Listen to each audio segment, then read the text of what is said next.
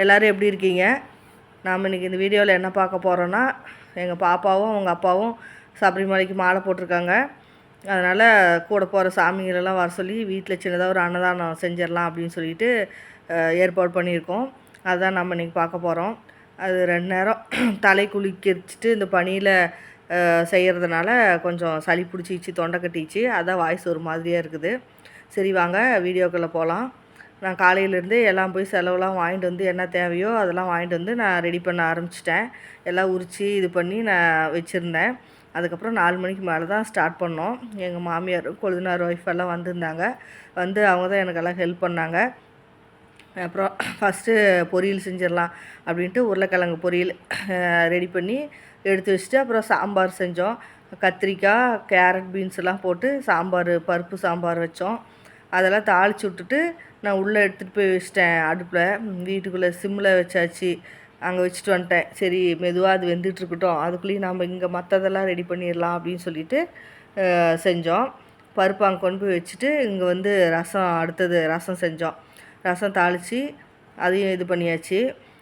சாமியெல்லாம் சாப்பிடும்போது ரசத்தில் வந்து உப்பு இல்லை அப்படின்னு சொல்லிட்டு கொஞ்சம் கூட உப்பு உரைக்கல அப்படின்னு உப்பு கேட்டு வாங்கி சாப்பிட்டாங்க. அப்புறம் சரி நாம் உப்பே போடலையாட்டுருக்குதுன்னு நினச்சா அப்புறம் தான் அந்த வீடியோவில் பார்க்கும்போது தான் தெரிஞ்சுது உப்பு போட்டிருக்கோம், ஆனால் பத்தலைன்ட்டு. அடுத்தது சாப்பாடு ஒரு இது வச்சு எடுத்து வச்சாச்சு. சரி இதெல்லாம் முடிச்சுட்டு அடுத்தது வச்சுக்கலான்னு சொல்லிட்டு இதே மாதிரி ஒரு 3 டைம் வச்சு எடுத்து வச்சோம் சாப்பாடு. அப்புறம் கேசரிக்கு ரெடி பண்ணியாச்சு.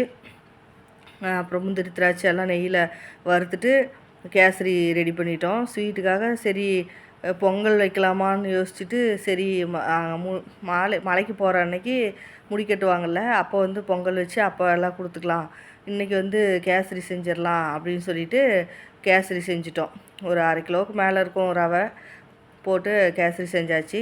அதையும் நல்லபடியாக செஞ்சு எடுத்து வச்சுட்டு அதுக்கப்புறம் போண்டாவுக்கு நான் சைடில் அந்த பக்கம் மாவுலாம் கரைச்சி வச்சுட்டேன். ஏற்கனவே அது வெங்காயம் அதெல்லாம் ரெடி பண்ணி வச்சதுனால டக்குன்னு மாவை போட்டு எல்லாம் ரெடி பண்ணி வச்சிட்டேன். அப்புறம் கொஞ்சம் கொஞ்சமாக அது போட்டாச்சு, போண்டாவும் போட்டு எடுத்தாச்சு. எதுவுமே டேஸ்ட்டு பார்க்காம உப்பு இதெல்லாம் பார்க்காம தான் சமைச்சோம். எல்லாமே நல்லா இருந்துச்சு, இருந்தது, கரெக்டாக இருந்தது. ரசத்தில் மட்டும்தான் உப்பு பத்தலைன்னு சொல்லிட்டு கேட்டு வாங்கி போட்டு சாப்பிட்டாங்க. மற்றது எல்லாமே நல்லாவே இருந்தது. ஆனால் வீட்டில் நம்ம சமைக்கும் போது எத்தனை டைம் பார்த்து பார்த்து மற்ற நாளில் சமைக்கும் போது உப்பு போட்டு இது பண்ணாலுமே உப்பு கம்மியாக இருக்குது, காரம் கம்மியாக இருக்குது அந்த மாதிரி சொல்லுவாங்க. ஆனால் நம்ம சாமிக்குன்னு சமைக்கும் போது எல்லாமே கரெக்டாக வந்துடும். அடுத்தது போண்டா போட்டு முடிச்சுட்டு அதே எண்ணெயில் அப்பளமும் பொரித்து எடுத்துட்டோம்.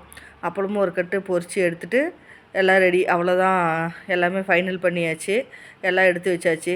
என்னென்ன செஞ்சுக்கிறேன்னு பார்க்கலாம். கேசரி, அடுத்தது சாப்பாடு, அடுத்தது சாம்பார், அதுவும் ரெடி பண்ணி வச்சாச்சு. பாருங்கள் சாம்பார் ரெடியாக இருக்குது.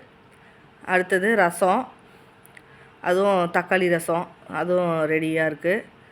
அதுக்கு அடுத்தது இது வந்து உருளைக்கிழங்கு பொரியல், அது ரெடி பண்ணி வச்சாச்சு. அடுத்தது இது அப்பளம் பொரித்து வச்சாச்சு. அடுத்தது போண்டா, அதுவும் எல்லாமே ரெடியாக இருக்குது. அடுத்தது இது வந்து தயிர், காலையிலேயே 1 லிட்டர் பால் வாங்கிட்டு வந்து தயிர் போட்டு வச்சுட்டேன். எல்லாமே சமையல் ரெடி. அடுத்தது சாமி வந்தவுடனே நம்ம பூஜையை ஸ்டார்ட் பண்ண வேண்டியது தான். எல்லோரும் ஒருத்தராக வந்துட்டாங்க. நாங்கள் எதிர்பார்த்ததை விட கொஞ்சம் கம்மியாக தான் வந்திருந்தாங்க. நாங்கள் ஒரு 25 பேர்த்துக்கு சமைச்சிருந்தோம். கிட்டத்தட்ட ஒரு 20 பேர்த்துக்கு மேலே எல்லாம் சாப்பிட்டாச்சு. எல்லாம் கால் எல்லாம்